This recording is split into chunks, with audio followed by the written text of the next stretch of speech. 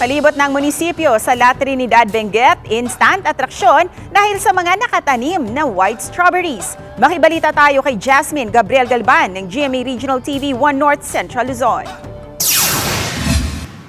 Kasabay ng selebrasyon ng Strawberry Festival sa La Trinidad, Benguet, atraksyon ngayon ng mga white strawberry. Isa ito sa nais makita ng mga bumibisita sa Strawberry Capital of the Philippines. Dito lamang sa bayan ng La Trinidad sa probinsya ng Benguet matatagpuan ng mga white strawberries na nakatanim lamang sa palibot ng kanilang munisipyo. Saya nga po kasi ngayon po talaga nagmura talaga yung mga strawberries. Sa akin, may white strawberry? Oo, ang amazing lang po. Yes po.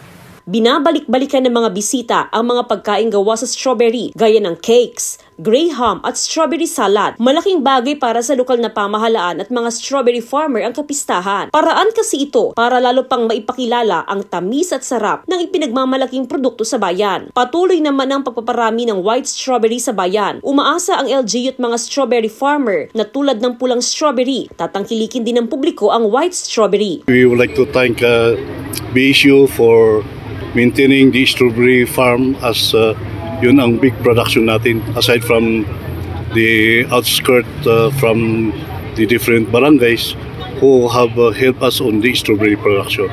Mula sa GMA Regional TV 1 North Central Luzon, Jasmine Gabriel Galban, nagbabalita para sa GMA Integrated News.